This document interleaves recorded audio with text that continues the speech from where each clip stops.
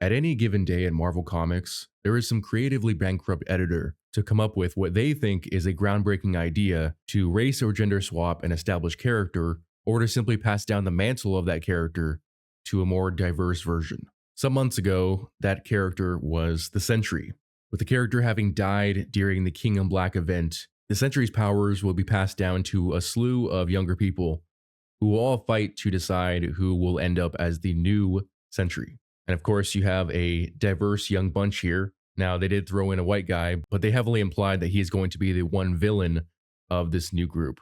I wish I had seen this article before making my video talking about Steven Yeun being cast as the Sentry, because even though this didn't make me less frustrated about the decision, it did make it make more sense. And how crazy and frustrating is it that the adaptation so often informs the source material instead of the other way around, especially when it concerns not so well-known characters like the Sentry. Like, the Sentry is a cool character, but he's not popular. He's not a mainstream Marvel character. But even so, I don't think this is going to last, because these things never do. They're a marketing ploy to try to bring attention to an obscure character or an unknown or newly created character by giving them the mantle of another character. This is somewhat similar to how recently Echo was given the Phoenix Force during a tournament where a number of heroes fought to become the new host of the Phoenix. And the only reason that that tournament happened was because Echo was appearing in the Hawkeye series and because she was going to get her own series, which comes out this January. Now, I believe Echo lost the Phoenix Force and it's going back to Jean Grey. So, like I said, these things don't last. It's a temporary thing to get eyes on a certain character. So this article by Marvel.com talks about how the power of the Sentry falls into new hands. This new Sentry series is going to be written by Jason Liu and drawn by Luigi Zagaria. So it says the Sentry is back in an all-new series. The saga of Bob Reynolds and the Sentry was one of the defining Marvel Comics, blah, blah, blah. Today, fans can check out all the covers for Sentry #1 and designs for some of the new characters who will seize on the opportunity to take over as Sentry. From various walks of life, some will use the power to make the world a better place, while others will unleash its full destructive potential. Like I mentioned, there's a number of diverse characters in this group, but the one white guy is the villain. In the end, only one will walk away as the new Sentry, ready to impact the Marvel Universe for better or for worse. Here's what Liu had to say about introducing this new cast. This entire series is a mystery where we follow Jessica Jones and Misty Knight as they figure out these catastrophic accidents caused by random strangers with the Sentry's powers. You're going to witness a bunch of origin stories, like Mallory Gibbs, a writer for Frontline News who lives with cerebral palsy. I have trouble saying that word. Farhad Anand, who is a mutant keeping a low profile as a DoorDash bicycle courier, and Ryan Topper, a teenage fanboy who gets to live his dream of becoming a superhero. And there are a few more further into the story. But the real question is, how are they all connected to Robert Reynolds? The Sentry is dead, but ordinary people all over the world are suddenly manifesting his powers and experiencing snippets of Bob Reynolds' memories. But not everyone can be trusted with such responsibility, sparking a violent conflict to control the Sentry's legacy. Will one of them survive long enough to emerge as the new Sentry, or will the newfound power destroy them? So they're basically turning the Sentry's powers into that of Shazam, where he kind of shares them with his adopted family members, which is not really how the powers are meant to work. Originally, it was a super soldier serum that basically connected Bob Reynolds to an alternate dimension where stars were constantly dying and being reborn, which is why it's called the power of a million exploding suns, because it literally is. And basically, Bob Reynolds could do pretty much anything. He started off as like a Superman-esque character, but it grew into basically he was a reality warper, though he didn't have good control of his powers. Part of that was because of his mental instability, but also because of the Void, which was the dark side of the Sentry, which existed as a balance to his powers. But again, this is basically the Phoenix tournament all over again. They're going to have some no-name character become the Sentry for a little while, and then, eventually they'll bring the Sentry back. This is temporary, and so here we have a couple of the character designs. You have Farhad Anand here, and then Mallory Gibbs, I believe, and Ryan.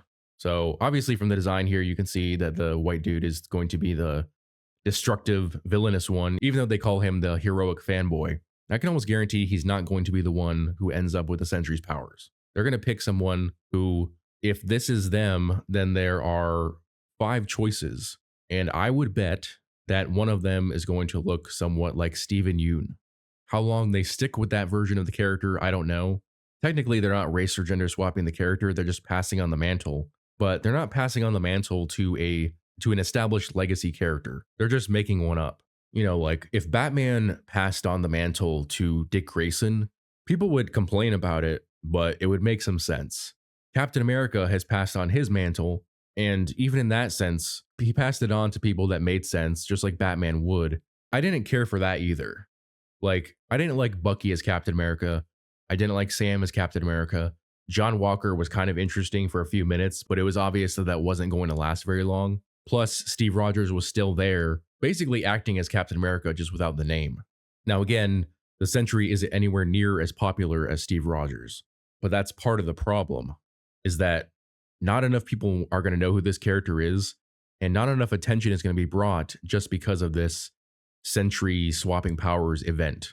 Even if Steven Yeun himself promoted this comic, you might get some sales on the first issue.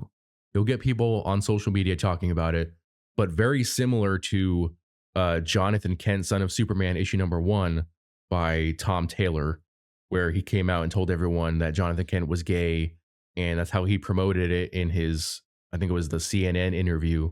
That one got some sales because it blew up on social media. But then if you look again at the sales of issue number 2, they dropped dramatically and they stayed pretty low. He brought some celebrity attention to issue number 1, but then nobody actually cared. Hype on social media does not equate to comic book sales. And in this case, you have a fairly obscure character who's going to be played in a movie by someone who doesn't look anything like him. And he's going to be passing his powers on to, or rather, his powers are just going to be taken by some random nobody.